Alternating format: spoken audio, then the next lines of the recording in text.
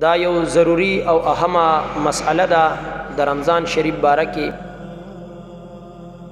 چې دا پخوانه څه د بعضې مشرانو نه دا یو طریقه را روانه ده، خو درست او صحیح نه ده بلکې غلطه ده چې د اذان د سحر پیشمنی نه پس د سحر مونځ دپاره چې اذان کوي، اذان په وخت کې بعضې خلک اوبس کی، څوک چیس کی، څوک شربت کی، څوک دوی او ګولۍ اچوي. نو دا مسئله یاد ساتئ چې دا اذان دا د مونځ دپاره کیږي. اذان هله کیږي چې کله د سحر وخت داخل شي.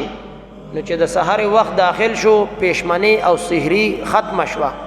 چې هغه ختم شوه، اوس خوراک او اسکاک منع دی. د روجې په حالت کې چې څوک ګولۍ چي، دوی خوري، اوبس کی، خوراک کوي، اسکاک کوي، نو روجه پې ماتیږي.